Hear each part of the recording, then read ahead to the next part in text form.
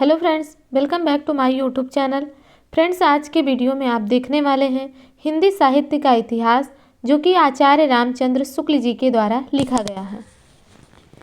यह इतिहास आप एक नए क्लेवर में इस वीडियो में देखेंगे, क्योंकि इसमें सिर्फ और सिर्फ आपके एग्ज़ाम ओरिएंटेड चीज़ें कराई जा रही, सिर्फ एग्ज़ाम ओरिएंटेड कथन, इसमें इम्पॉर्टेंट कथनों को सिर्फ बताया जा रहा। इसके आधार पर आप अपना नोट्स भी तैयार कर सकते हैं। शुक्ल जी की पुस्तक का एक शॉर्ट नोट्स भी आप इसी वीडियो के थ्रू देखकर आप बना सकते हैं। इसके पहले भी आपके इसी चैनल पर शुक्ल जी की एक सीरीज पूरी कंप्लीट कर दी गई है, जिसमें आपको शुक्ल जी की पुस्तक को लाइन बाय लाइन अध्ययन कराया गया है। और अब आप इसमें सिर्फ इम्पोर्टेंट कथनों को देखेंगे, और ये आपके अंदर एक समझ भी डेवलप करेगी, क्योंकि उतने कथनों को इसमें लिया जा रहा है जिससे आपकी अंडरस्टैंडिंग बन सके उस पर्टिकुलर टॉपिक पर। और ये सेशन जो है वो सभी के लिए बहुत ही ज़्यादा यूज़फुल है, चाहे आप टीजीटी पीजीटी की तैयारी कर रहे हैं, चाहे आप नेट जेआरएफ की तैयारी कर रहे हैं, या फिर असिस्टेंट प्रोफेसर की तैयारी कर रहे हैं, रिटन की तैयारी कर रहे हैं, इंटरव्यू की तैयारी कर रहे हैं। सभी जगहों पर इस पुस्तक की उपयोगिता है और इससे प्रश्न पूछा जाता है। तो बिना देरी किए स्टार्ट करते हैं और देखते हैं शुक्ल जी के पुस्तक में भक्ति काल के अंतर्गत किन किन चीज़ों को लिया गया, किन किन लेखकों को, कवियों को लिया गया है। इसके पहले नए क्लेवर में आपने देखा है आदिकाल प्रकरण 4 जो है इसके पूरे कंप्लीट करा दिए गए हैं 2 भागों में, और उसके पहले भी भूमिका और कालक्रम को बताया गया है। आज आप देखने वाले हैं भक्ति काल में प्रकरण 1 और प्रकरण 2, दोनों एक ही वीडियो में देखेंगे। प्रकरण 1 इनका सामान्य परिचय नाम है, जिसे आप देखेंगे कि इसमें शुक्ल जी बताते हैं कि भक्ति काल किस प्रकार से आदिकाल से भक्ति काल की तरफ उन्मुख हुआ, इसकी पृष्ठभूमि क्या रही है, किस प्रकार की परिस्थितियां उत्पन्न हुई जिससे आदिकाल की जो रचनाएं हो रही थी उससे जनता की जो चित्तवृत्ति है वो चेंज हुई और भक्ति काल की तरफ रुख मुड़ा, और उसी आधार पर रचनाएं की जाने लगी।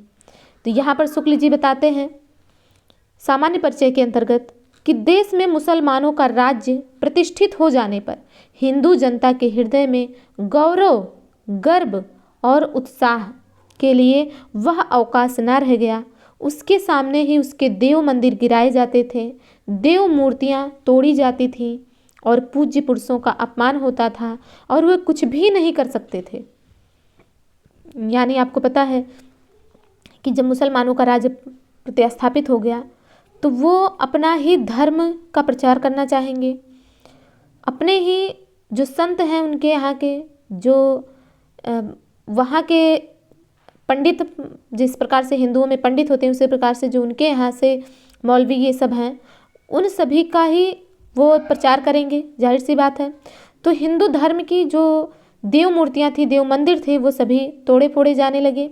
यानी हिंदू धर्म का जो धार्मिक स्थिति थी वो पूरी तरीके से नष्ट करने लगे वो लोग। तो ऐसी दशा में जो जनता है वो अपने वीरता के गीत ना तो गा सकती थी और ना ही बिना लज्जित हुए सुन सकते थे। आगे चलकर जब मुस्लिम साम्राज्य दूर तक स्थापित हो गया तब परस्पर लड़ने वाले स्वतंत्र राज्य भी नहीं रह गए। इतने भारी राजनीतिक उलटफेर के पीछे हिंदू जन समुदाय पर बहुत दिनों तक उदासी सी छाई रही। अपने पौरुष से हताश जाति के लिए भगवान की शक्ति और करुणा की ओर ध्यान ले जाने के अतिरिक्त दूसरा मार्ग ही क्या था। तो यहाँ से यहाँ तो और भी ज़्यादा इम्पोर्टेंट है, इसीलिए इसे अलग कलर से हाईलाइट कर दिया गया। तो यहाँ पर आप देखेंगे कि शुक्ल जी कहते हैं कि जब हर्षवर्धन का शासन था तो उस समय एक छत्र राज था, यानी कि जो पूरा देश है वो सिर्फ एक शासक के आधार पर चल रहा था। लेकिन उनकी मृत्यु के बाद सभी छोटे छोटे राज्य जो है अलग अलग स्वतंत्र रूप से अलग अलग राज्य बन गए, और वो अपना वर्चस्व दिखाने के लिए एक दूसरे पर आक्रमण करते थे, एक दूसरे पर लड़ाइयाँ करते थे, उनकी कन्याओं को हर लेते थे अपने सिर्फ ताकत को बताने के लिए। तो यही चीज़ें शुक्ल जी यहाँ पर कह रहे हैं कि जो इतना भारी राजनीतिक उलटफेर हुआ कि हिंदू सत्ता से पूरा मुस्लिम सत्ता आ गई, तो उससे क्या हुआ कि हर चीज़ें परिवर्तित होने लगी और जो हिंदू जन समुदाय था उस पर बहुत दिनों तक उदासी छाई रही, क्योंकि भारत में ज़्यादातर हिंदू ही थे। तो ये चीज़ें शुक्ल जी राजनीतिक कारण बता रहे हैं कि किस प्रकार ये जो हुई वो राजनीतिक कारण है कि किस प्रकार से भक्ति काल का रुख हुआ। आगे देखते हैं। देखिए शुक्ल जी कहते हैं यह तो हुई राजनीतिक परिस्थिति, यानी जब जो अब तक आपने सुना वो राजनीतिक परिस्थिति थी। अब धार्मिक स्थिति क्या है वो देखिए। आदिकाल के अंतर्गत यह दिखाया जा चुका है कि किस प्रकार व्रज यानी सिद्ध कापालिक आदि देश के पूर्वी भागों में और नाथपंथी जोगी पश्चिमी भागों में रमते चले आ रहे थे। यानी आपने देखा होगा बिहार से असम तक ये लोग फैले थे और अपना जो भी आडंबर था वो भी फैलाते हुए जा रहे थे। इसी बात से अनुमान हो सकता है कि सामान्य जनता की धर्म भावना कितनी दबती जा रही थी, उसका हृदय धर्म से कितना दूर हटता चला जा रहा था। यानी जब तमाम तरीके से तांत्रिक चीज़ें होने लगी और पूजा पाठ में धार्मिक चीज़ों में रुझान कम होने लगा लोगों का, तो उसका जो हृदय है वो धर्म से दूर भटकने लगा। आगे है कि धर्म का प्रवाह कर्म, ज्ञान और भक्ति इन 3 धाराओं में चलता है। तो ये आपको याद रखना है कि कर्म और ज्ञान और भक्ति जो धर्म है इन 3 धाराओं में चलता है। इन तीनों के सामंजस्य से धर्म अपनी पूर्ण सजीव स्थिति में रहता है, यानी वो तभी जीवित रहता है जब उसमें कर्म भी हो, ज्ञान भी हो और भक्ति भी हो। किसी एक के भी अभाव से वह विकलांग रहता है। तो जब यहाँ पर भक्ति समाप्त हो गई तो ज्ञान अगर किसी के अंदर है तो भी वो उपयोगी नहीं, कर्म भी कोई उपयोग की नहीं।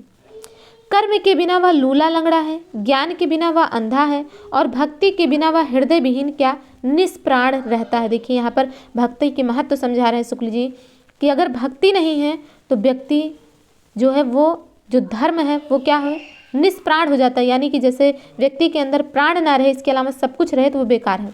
उसी प्रकार ज्ञान के बिना अंधा। ज्ञान कहाँ से प्राप्त होता आपको पता है, जब आंखें आपकी देखती हैं तभी आपको ज्ञान होता, अनुभव होता है। और भक्ति के बिना हृदय कहाँ से की जाती, भक्ति कहाँ से की जाती, हृदय से। आपको जैसे प्रेम होता है हृदय से, वैसे ही भक्ति भी हृदय से ही होती है, क्योंकि प्रेम का ही एक रूप है भक्ति। और यही चीज़ है कि अगर हृदय ही नहीं आपका चल रहा तो वो व्यक्ति क्या है निष्प्राण। तो उसी प्रकार से जो धर्म है वो निष्प्राण हो जाता है। आगे है कि ज्ञान के अधिकारी तो सामान्य से बहुत अधिक समुन्नत और विकसित बुद्धि के कुछ थोड़े से विशिष्ट व्यक्ति ही होते हैं। कर्म और भक्ति ही सारे जन समुदाय की संपत्ति होती है। कर्म और भक्ति ही, ज्ञान तो बहुत कम ही लोगों में होता है। आपको पता है अभी भी ज्ञान कम ही लोगों में है। ज्ञान बांटते ही भले ही ज़्यादा लोग हैं, लेकिन ज्ञान जो है वास्तविक ज्ञान है वो कम लोगों में होता है। हिंदी साहित्य के आदिकाल में कर्म तो अर्थ शून्य विधि विधान, तीर्थाटन और पर्व स्नान इत्यादि के संकुचित घेरे में पहले से बहुत कुछ बद्ध चला आता था, और धर्म की भावनात्मक अनुभूति या भक्ति जिसका सूत्रपात महाभारत काल में विस्तृत व प्रवर्तन पुराण काल में हुआ था, कभी कहीं दबती कभी कहीं उभरती किसी प्रकार चली भर आ रही थी। यानी बड़ी मशक्क़त से सिर्फ थोड़ा चलती चली जा रही थी, रुक नहीं रही थी। बस इतना, रुकने से बेहतर उसका थोड़ा थोड़ा चलना था। तो आपने देखा होगा कि ये पूरा पेज ही बहुत इम्पोर्टेंट है और पूरे पेज में एक भी लाइन छोड़ी नहीं गई, सभी को इम्पोर्टेंट बताया गया। तो इसलिए नहीं कि क्योंकि सभी लाइन इम्पोर्टेंट है, इम्पोर्टेंट नहीं है सभी लाइन, इसमें भी कुछ चीज़ें ही इम्पोर्टेंट है। पर जो पृष्ठभूमि है, जो बच्चे इंटरव्यू की तैयारी कर रहे हैं और अगर आपसे प्रश्न पूछा जाए, आपको कहीं रिटन एग्ज़ाम लिखना है, चाहे आपको जीआईसी पीजीटी की अगर आपको रिटन पेपर लिखना है, असिस्टेंट प्रोफेसर जिस प्रकार से हरियाणा में प्रश्न पूछा जाएगा, तो इस प्रकार से अगर आप अध्ययन करेंगे, इस प्रकार से आप इस चीज़ को पढ़ेंगे तो आपके दिमाग में इसके पीछे का एक खाका तैयार हो जाएगा कि राजनीतिक परिस्थितियाँ कैसी थीं, धार्मिक परिस्थितियाँ कैसी हुई और क्या क्या चीज़ें जो धर्म है उसे चलाए रखने के लिए, उसे जीवित रखने के लिए किन 3 चीज़ों को चलाना ज़रूरी है। तो कर्म, ज्ञान और भक्ति, ये सभी आपने देखा। इसीलिए ये पृष्ठभूमि तैयारी करने के लिए पूरा इम्पोर्टेंट बताया गया है। इसके बाद देखते हैं सारांश बताते हैं, शुक्ल जी बताते हैं सारांश। तो एक शब्द में सारांश देखिए क्या है कि जिस समय मुसलमान भारत में आए उस समय सच्चे धर्म भाव का बहुत कुछ ह्रास हो गया था। प्रतिवर्तन के लिए बहुत कड़े धक्कों की आवश्यकता थी। तो यहाँ पर देखिए शुक्ल जी क्या कह रहे हैं कि आगे प्रतिवर्तन के लिए एक धक्के की आवश्यकता थी, क्योंकि इसके पहले भी जैसा कि शुक्ल जी ने अभी बताया कि धार्मिक प्रभाव किस प्रकार से छीड़ हुआ था, जिसमें सिद्ध, कापालिक, जोगी यानी नाथ पंथ के लोग ये सभी अपनी चीज़ें फैला रहे थे, जिससे जो हिंदू धर्म था वो कहीं न कहीं दबता छुपता नजर आ रहा था। और उसे जगाने के लिए, एक बड़ा परिवर्तन लाने के लिए ऐसा धक्का इन्हें खाना जरूरी था, यानी हिंदू धर्म को ऐसा धक्का खाना जरूरी था कि जो मुसलमान भारत में आए और अपना राज्य प्रतिष्ठापित किए, तो ऐसा धक्का इन्हें लगना जरूरी था। क्योंकि आप देखेंगे कि धक्का लगने से इंसान सचेत होकर चलता है। अगर आप रास्ते में कहीं जा रहे हैं और आप किसी चीज़ से टकरा जाएं तो उसके आगे का रास्ता आप ध्यान देकर चलेंगे। तो यही चीज़ यहाँ भी है।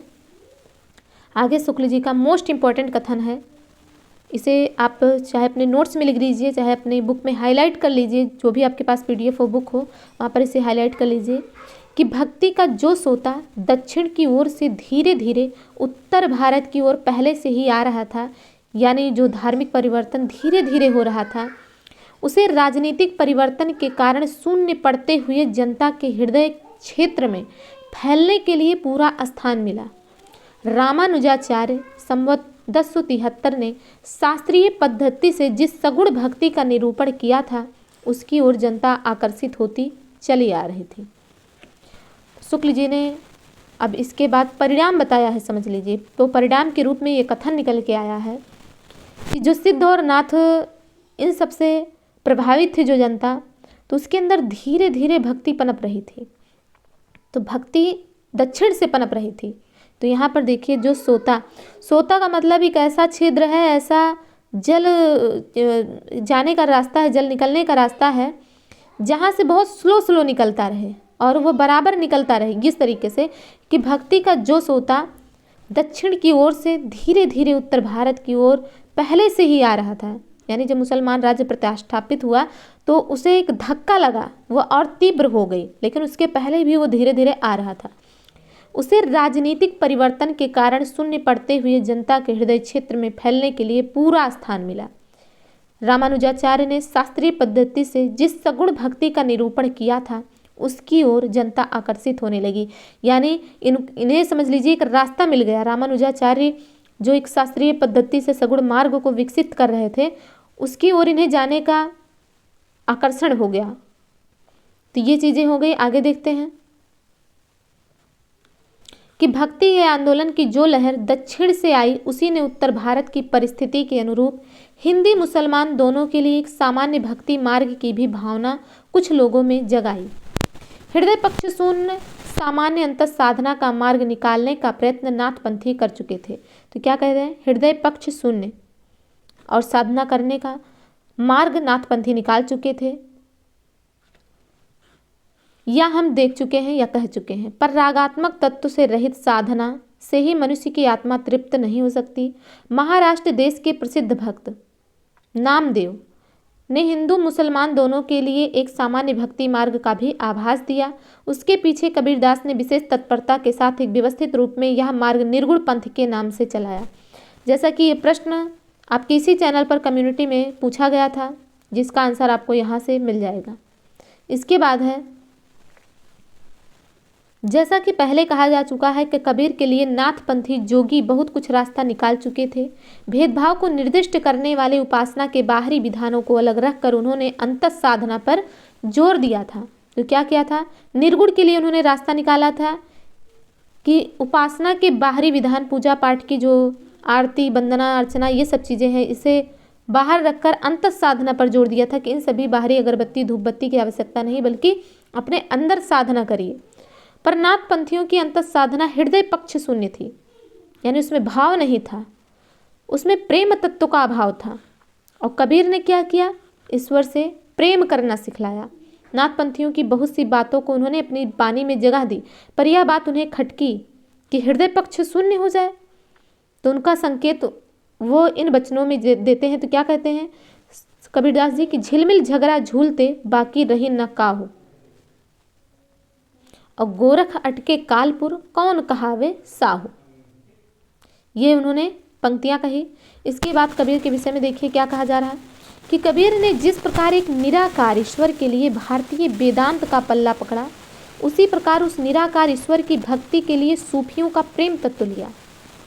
यहाँ से दो चीज़ें निकल कर आ रही हैं कि कबीर ने क्या किया, वेदांत से निराकार ईश्वर लिया, जिसका कोई आकार नहीं, जिसे आप हृदय से जो भी मान लीजिए, लेकिन उसमें प्रेम का जो निरूपण किया, जो प्रेम को सम्मिलित किया, वो सूफियों से लिया और इन्होंने अपना निर्गुण पंथ धूमधाम से निकाला। इसमें कोई संदेह नहीं कि कबीर ने ठीक मौके पर आकर जनता के उस बड़े भाग को संभाला जो नाथ पंथियों के प्रभाव से प्रेम भाव और भक्ति रस से शून्य और शुष्क पड़ता जा रहा था।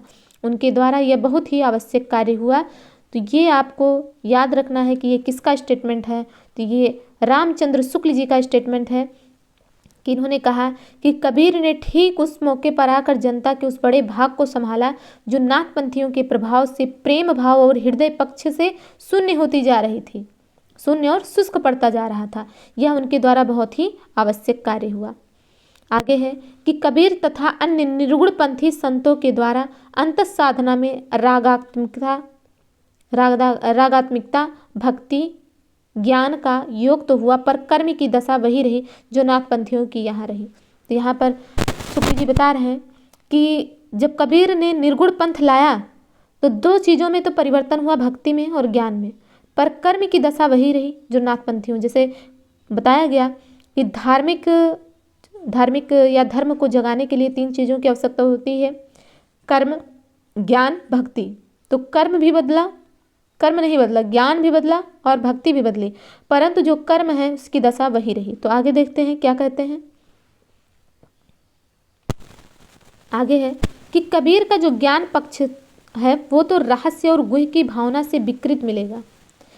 यानी जो भक्ति है उसमें आप 2 चीज़ समझ लीजिए नहीं होनी चाहिए, एक रहस्य नहीं होना चाहिए, दूसरा गुह की भावना। ये 2 चीज़ नहीं होना चाहिए। ये 2 चीज़ जिसमें भी मिल जाते हैं उसे ये विकृत कर देते हैं। वो चाहे ब्रजियानी शाखाओं की बात हो, चाहे सिद्धों की बात हो, चाहे नाथों की बात हो, जहाँ भी इन 2 चीज़ों का मिश्रण हुआ, ये दोनों चीज़ें नहीं होनी चाहिए, तभी वो सही सटीक ढंग से आगे बढ़ेगी। तो कबीर का ज्ञान पक्ष क्या कहते हैं कि रहस्य और गुह की भावना से विकृत मिलेगा, पर सूफियों से जो प्रेम तत्व उन्होंने लिया है वह सूफियों के यहाँ चाहे कामनाग्रस्त हुआ हो पर निर्गुण पंथ में अविकृत रहा। तो प्रेम के भी कई रूप हैं।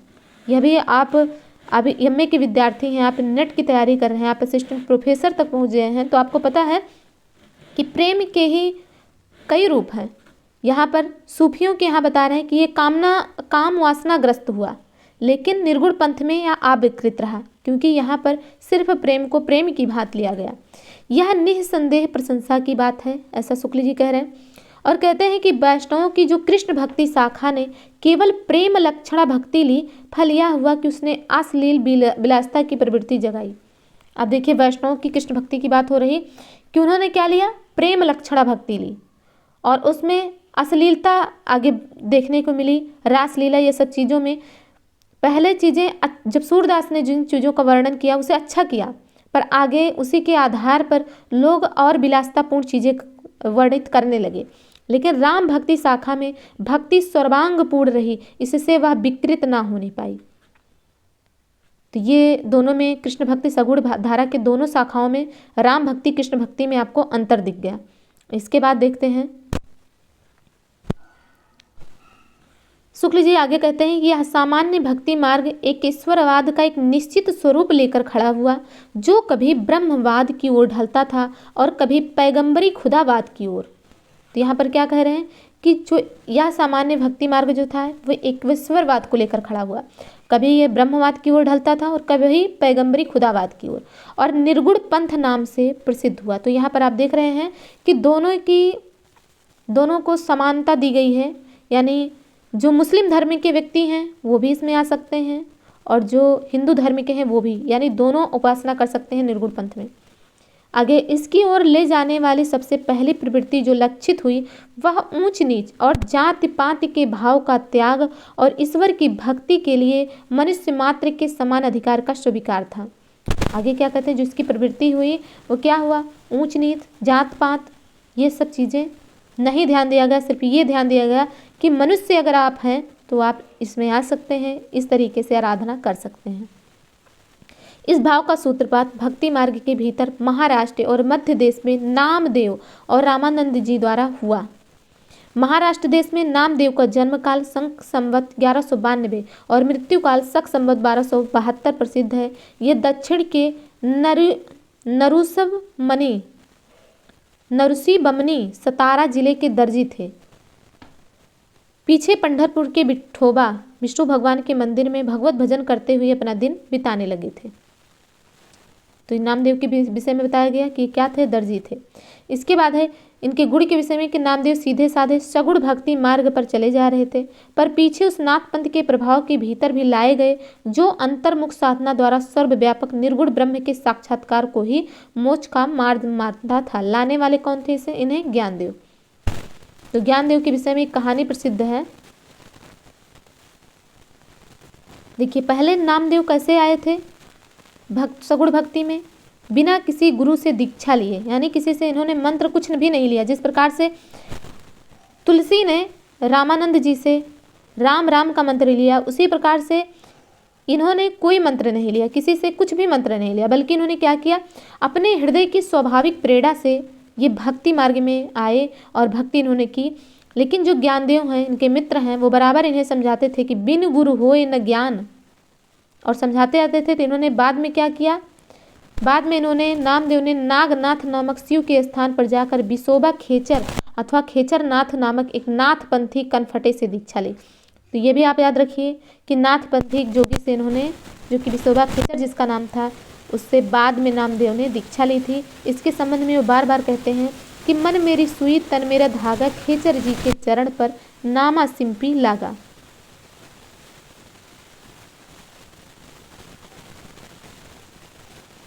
तो आपने देखा कि कबीर और नामदेव और भक्ति काल की क्या प्रवृत्ति रही, ये सभी चीज़ें आपको यहाँ पर स्पष्ट हो रही। आगे देखिए, नामदेव की रचना के आधार पर यह कहा जा सकता है कि निर्गुण पंथ के लिए मार्ग निकालने वाले नाथ पंथ के योगी और भक्त नामदेव थे। तो यहाँ पर आप देख रहे हैं कि नामदेव जी हैं वो नाथ पंथ के योगी हैं और भक्त हैं नामदेव। इन्होंने ही निर्गुण पंथ के लिए मार्ग निकाला था, लेकिन उसे प्रवर्तन उसका किया वो किसने किया? कबीरदास जी ने। इसीलिए पूरा श्रेय उन्हें मिल जाता है। तो आगे है कि जहाँ तक पता चलता है कि निर्गुण मार्ग के निर्दिष्ट प्रवर्तक कबीरदास जी थे, जिन्होंने एक ओर तो स्वामी रामानंद जी के शिष्य होकर भारतीय अद्वैतवाद की कुछ स्थूल बातें ग्रहण की और दूसरी ओर योगियों और सूफी फकीरों के संस्कार प्राप्त किए। वैष्णव से उन्होंने अहिंसावाद, प्रपत्तिवाद लिए। इसी से उनके तथा निर्गुणवाद वाले और दूसरे संतों के वचनों में कहीं भारतीय अद्वैतवाद की झलक मिलती है, तो कहीं योगियों के नाड़ी चक्र की, कहीं सूफियों के प्रेम तत्व की, कहीं पैगंबरी कट्टर खुदावाद की और कहीं अहिंसावाद की। तो क्या क्या चीज़ें मिली, ये इतना बहुत इंपॉर्टेंट है आपके लिए। यहाँ से पूरा मिटा दे पहले, यहाँ से यहाँ तक ये समझ लीजिए, बहुत इंपॉर्टेंट है आपके लिए। इसके बाद सारांश बता रहे हैं कि अतः तात्विक दृष्टि से ना तो हम इन्हें पूरे अद्वैतवादी कह सकते हैं, ना एकेश्वरवादी, दोनों का मिला जुला भाव इनकी वाणी में मिलता है। एक बार फिर से इस इंपॉर्टेंट कथन को देखते हैं। तो शुक्ल जी कहते हैं कि इसी से उनके तथा निर्गुणवाद वाले और दूसरे संतों के वचनों में कहीं भारतीय अद्वैतवाद की झलक मिलती है, कहीं योगियों के नाड़ी चक्र की, कहीं सूफियों के प्रेम तत्व की, कहीं पैगंबरी कट्टर खुदावाद की और कहीं अहिंसावाद की। अतः तात्विक दृष्टि से ना तो हम इन्हें पूरे अद्वैतवादी कह सकते हैं, ना ही एकेश्वरवादी, दोनों का मिला जुला भाव है।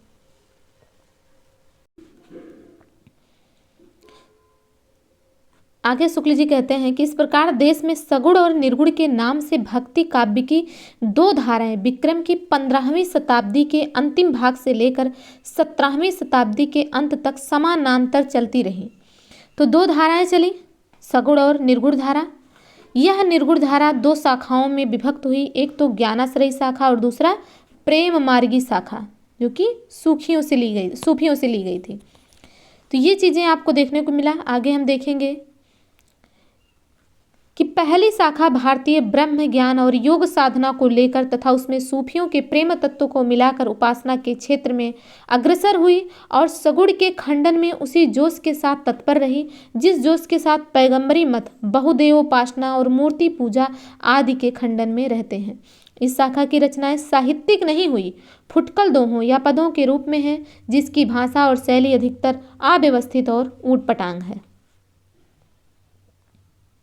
इसके बाद प्रेम मार्गी के विषय में बात करते हैं शुक्ल जी कि दूसरी शाखा जो है शुद्ध प्रेम मार्गी सूफी कवियों की है, जिनकी प्रेम गाथाएं वास्तव में साहित्य कोटि के भीतर आती हैं। तो देखा आपने कि ज्ञान मार्गी के विषय में शुक्ल जी बताते हैं कि इनकी रचनाएं फुटकल में हुई और ये क्या करते थे, सगुण धारा से जो है वो टक्कर लेते थे, उनसे तुलना करते थे, उनके सापेक्ष अपने को ज़्यादातर बताने की कोशिश में रहते थे।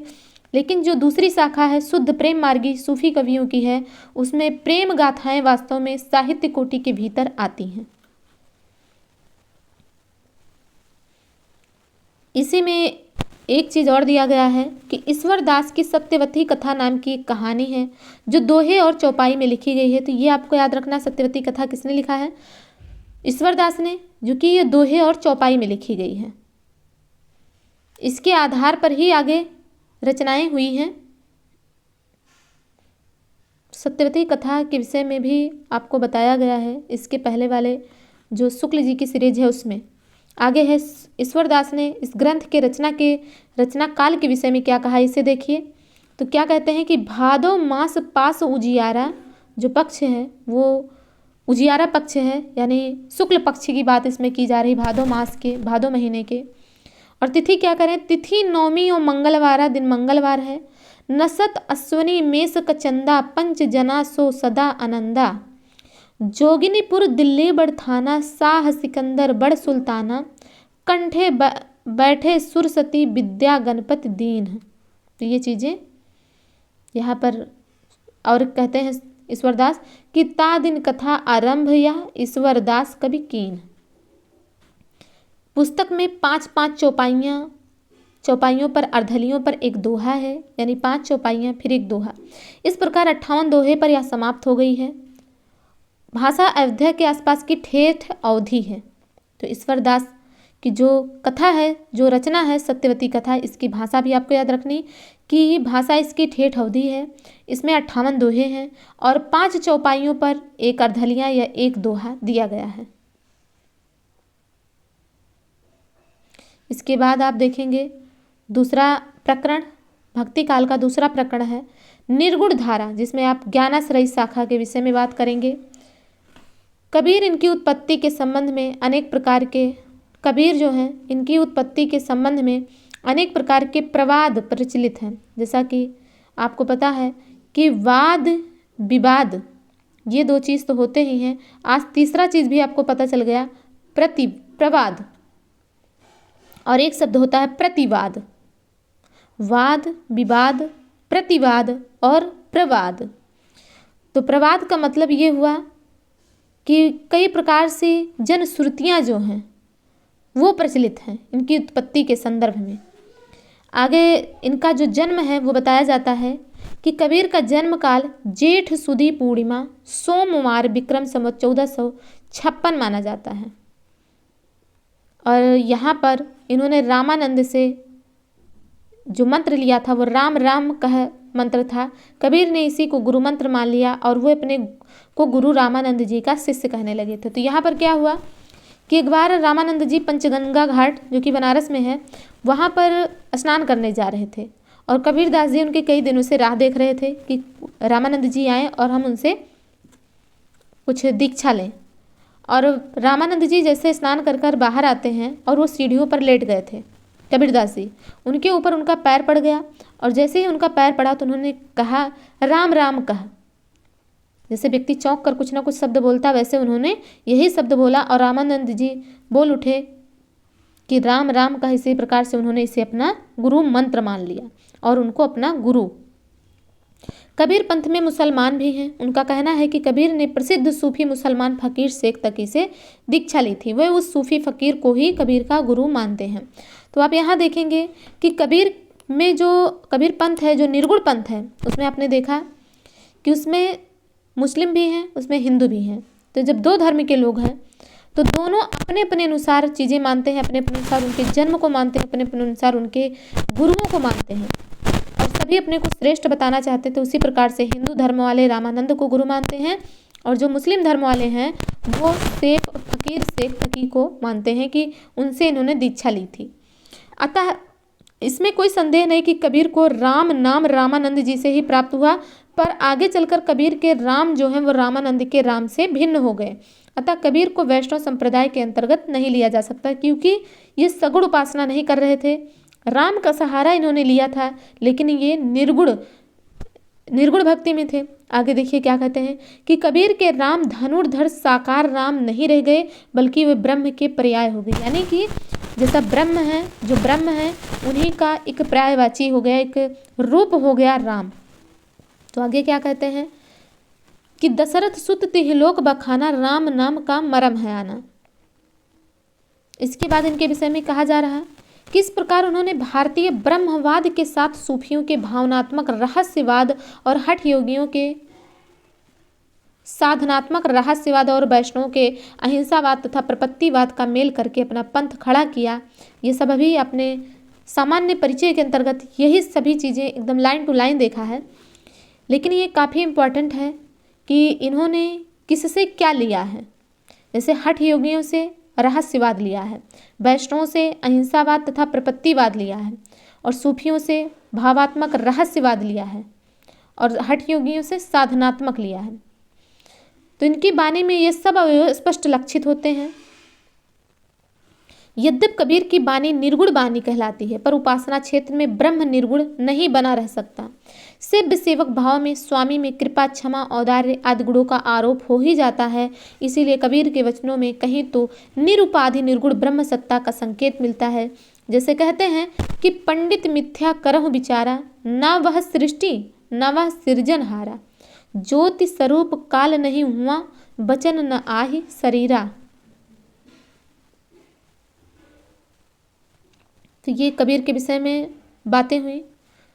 कबीर किस प्रकार से थे, उन्होंने किस प्रकार से अपना पंथ चलाया, ये सभी चीज़ें आपको यहाँ पर पता चली हैं। अब आगे देखते हैं कि इनके विषय में और क्या कहा जा रहा है। कहते हैं कि यद्यपि वे पढ़े लिखे नहीं थे, पर उनकी प्रतिभा बड़ी प्रखर थी। उनके मुंह से बड़ी चुटकीली और व्यंग चमत्कारपूर्ण बातें निकलती थी। उनकी उक्तियों में विरोध और असंभव का चमत्कार लोगों को बहुत आकर्षित करता था। तो क्या कहते हैं, कहते हैं है कोई गुरुज्ञानी जगत माँ, उल्टी वेद बूझे, पानी मह पावक बरे और अंधई आँखें सूझे। यानी कोई ऐसा ज्ञानमान गुरु है जो इस संसार में हो और वो उल्टे वेद को समझे, और पानी मह पावक बरे यानी पानी में, जल में अग्नि जले, और जो अंधा व्यक्ति है उसे अपनी आंखों से दिखे, ऐसा क्या हो सकता है। तो आपको कबीरदास जी के उलटवासियों के विषय में भी पता होगा कि कबीरदास जी ने काफ़ी उलटवासियाँ कही हैं। तो ये उनकी उलटवासियों का एक नमूना है। आगे है कि इन्होंने ब्रह्म को खसम या पति मानकर अनुयुक्तियाँ बांधी है। कहीं स्वामी कहा है तो कहीं मालिक। जैसे कहते हैं कि मुझको तू क्या ढूंढे बंदे, मैं तो तेरे पास में। तो मुझको तू क्या ढूंढे बंदे, मैं तो तेरे पास में। आगे है कि इनका मृत्यु काल 1575 ईस्वी में माना जाता है, जिसके अनुसार इनकी आयु 120 वर्ष की ठहरती है। कहते हैं कि कबीर की जो बाणी का संग्रह उनके शिष्य धर्मदास ने संवत 1521 में किया था, जबकि उनके गुरु की अवस्था 64 वर्ष की थी। कबीर की वचनावली की सबसे प्राचीन प्रति जिसका अब तक पता लगा है वो संवत 1561 में लिखी गई है। आगे है कि कबीर की जो वाणी का संग्रह है वो बीजक के नाम से है, और इसके 3 भाग हैं, साखी, शबद, रमैनी। और जो इसमें सांप्रदायिक शिक्षा, अब ये आपके लिए बहुत इंपॉर्टेंट है यहाँ से कथन, कि जो इसमें सांप्रदायिक शिक्षा दी गई है, सिद्धांत के उपदेश दिए गए हैं, वो साखी के भीतर दिए गए हैं, जो कि दोहों में हैं। और इसकी भाषा सधुकड़ी अर्थात राजस्थानी पंजाबी मिली खड़ी बोली है। कभी कभी प्रश्न यह भी पूछ लिया जाता है कि जो कबीरदास की भाषा है सधुकड़ी, उसमें किन किन भाषाओं का मिश्रण है। तो आपको पता चल गया होगा कि राजस्थानी पंजाबी मिली खड़ी बोली है, यानी खड़ी बोली में राजस्थानी और पंजाबी का मिश्रण ही सधुकड़ी है। पर रमैनी और शबद में गाने के पद हैं। जैसे इसमें क्या बताया गया है, साखी में सिद्धांत उपदेश दिया गया है, जिनमें काव्य की ब्रज भाषा और कहीं कहीं पूर्वी बोली का भी व्यवहार हुआ। तो इसमें भाषा क्या दिया गया, इसमें भाषा है रमैनी और शबद में, क्योंकि ये गाने योग्य हैं। इसमें पद दिया गया गीत गायन की, तो ये ब्रज भाषा में है, क्योंकि उस समय जो भी पद्य गाने वाले लिखे जाते थे, गीत लिखे जाते थे, पद्य में लिखी जाती थी, वो सभी चीज़ें ब्रज भाषा में लगभग लिखी जाती थी। आगे शुक्ल जी इनके विषय में कहते हैं कि भाषा बहुत परिष्कृत और परिमार्जित ना होने पर भी कबीर की उक्तियों में कहीं कहीं विलक्षण प्रभाव और चमत्कार है। प्रतिभा उनमें बड़ी प्रखर थी, इसमें संदेह नहीं। तो ये इंपॉर्टेंट कथन है कबीर दास के विषय में, जो कि रामचंद्र शुक्ल जी कह रहे हैं कि भाषा बहुत परिष्कृत और परिमार्जित ना होने पर भी कबीर की उक्तियों में कहीं कहीं विलक्षण प्रभाव और चमत्कार है। प्रतिभा उनमें बड़ी प्रखर थी, इसमें संदेह नहीं। जो बिना पढ़ा लिखा व्यक्ति हो और इस प्रकार से उलटवासियाँ कहे, इस प्रकार से पद्य कहे, आप सोचिए कि प्रतिभा तो उसमें जाहिर सी बात है होगी ही। क्योंकि यदि आप एमए कर चुके हैं, आपने ग्रेजुएशन किया है, तो आपकी जो शिक्षा स्तर है, जो एकेडमिक रिकॉर्ड है, वो बहुत आगे तक बढ़ चुकी है और अभी आप उस योग्य नहीं बने होंगे कुछ बच्चों को छोड़कर या कुछ लोगों को छोड़कर कि आप किसी इस प्रकार से कोई चीज़ लिख सकें। तो अगर कोई व्यक्ति जो पढ़ा लिखा नहीं है, जो सिर्फ सत्संग से और चीज़ों से सीख कर ही अगर चीज़ें लिख रहा है, तो कितनी बड़ी बात है। तो प्रतिभा तो उनमें थी ही। आगे अब आप देखेंगे कि रैदास या रविदास के विषय में, यह भी रामानंद जी के 12 शिष्यों में से थे। ये जाति के चमार थे। इनके कई पदों में, इन्होंने अपने कई पदों में स्वयं को क्या चमार बताया भी है, चमार कहा भी है। जैसे क्या कहा कि कह रैदास खलास चमारा, और दूसरी बार कहते हैं कि ऐसी मेरी जाति विख्यात चमार। कहते हैं कि ऐसी मेरी जाति है जो चमार के रूप में विख्यात है। आगे है रैदास का नाम धन्ना मीराबाई ने बड़े आदर के साथ लिया है, जिससे ये पता चलता है कि रैदास हैं वो धन्ना और मीराबाई के गुरु हैं। तो ये भी आपको याद रखना है कि रैदास का नाम किन लोगों ने आदर से लिया है, तो धन्ना ने और मीराबाई ने। रैदास का कोई ग्रंथ नहीं मिलता, इनके फुटकल पद ही बानी के नाम से संत बानी सीरीज में संग्रहित हैं।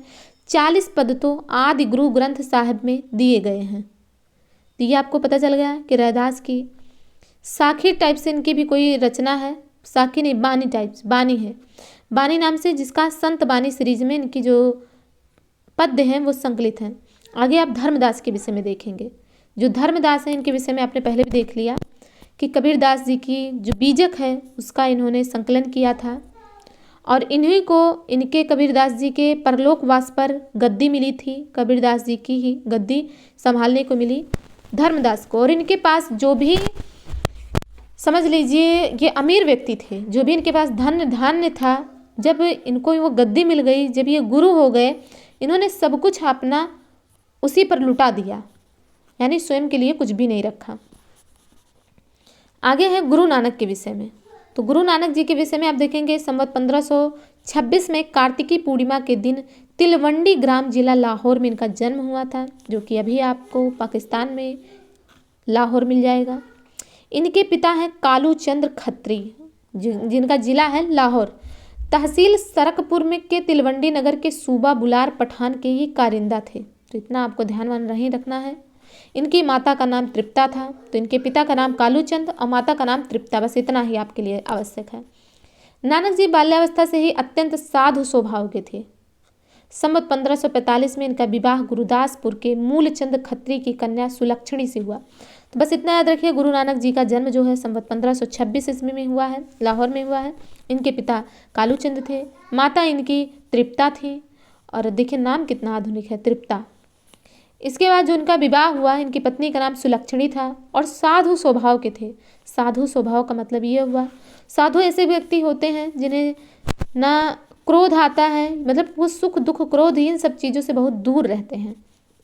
जैसा कि अभी महाकुंभ चल रहा है, प्रयागराज, यूपी के इलाहाबाद के प्रयागराज में महाकुंभ चल रहा है, जिसमें आपको अनेक साधु देखने को मिल जाएंगे।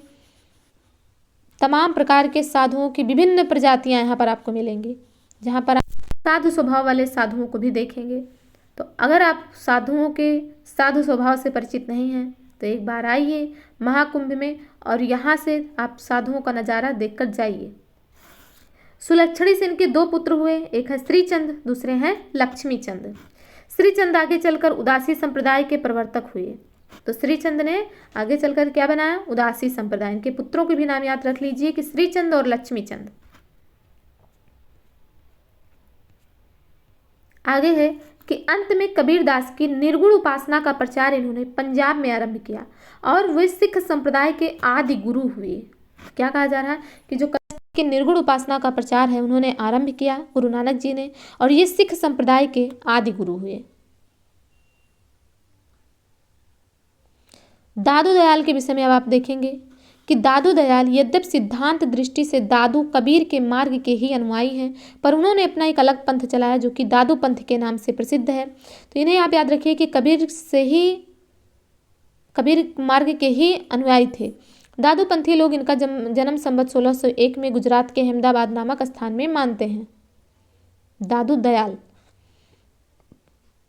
इसके बाद जो भी चीज़ इंपॉर्टेंट है आपको सिर्फ उतना ही बताया जाएगा। सुंदरदास जी के विषय में देख लीजिए, ये बहुत ही अच्छे स्वभाव के व्यक्ति थे। समझ लीजिए कि जितने लोगों को अभी तक आपने देखा उसमें जो पढ़े लिखे व्यक्ति थे और सबसे सुंदर शारीरिक सुंदरता भी जिनकी थी वो सुंदरदास ही थे। अब इनके विषय में देखिए कि सुंदरदास जो थे वो खंडेलवाल बनिया थे और चैत्र शुक्ल 9 संवत 1653 में देवसा नामक स्थान पर जयपुर राज्य में ये उत्पन्न हुए थे। इनके पिता का नाम परमानंद और माता का नाम सती था।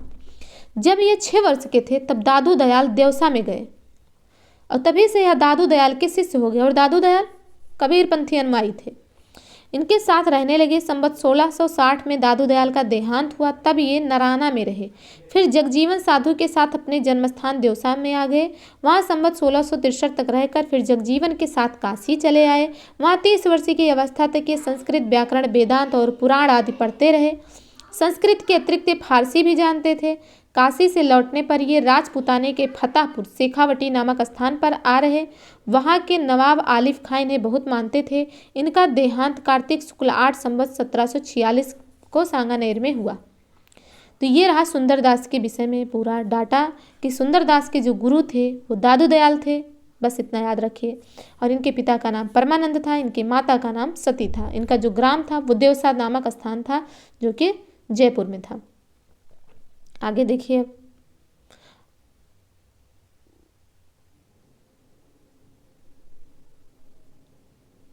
इसके बाद इसमें मलूक दास के विषय में दिया गया। मलूक दास के विषय में आप देखेंगे कि इनका जन्म लाला सुंदरदास खत्री के घर में हुआ। बैसाख कृष्ण 5 संवत 1631 में कड़ा जिला इलाहाबाद में हुआ इनका जन्म। इनकी मृत्यु 108 वर्ष की अवस्था में संवत 1639 में हुई है। इनकी 2 पुस्तकें प्रसिद्ध हैं मलूक दास की, रत्न खान और ज्ञानबोध। रत्न खान और ज्ञानबोध ये दोनों पुस्तकें किसकी हैं? ये दोनों पुस्तकें मलूक दास की हैं।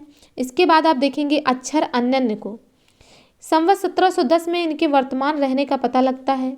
ये दतिया रियासत के अंतर्गत सेनुरा के कायस्थ थे।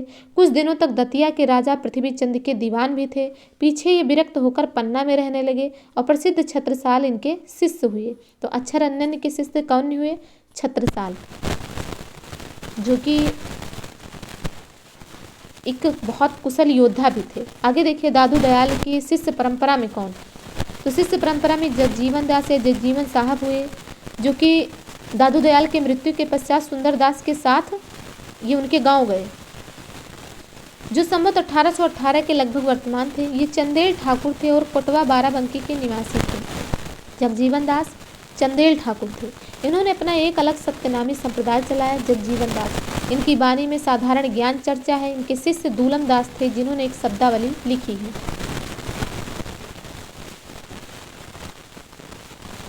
यहाँ पर आपका भक्ति काल का प्रकरण 2 कंप्लीट होता है।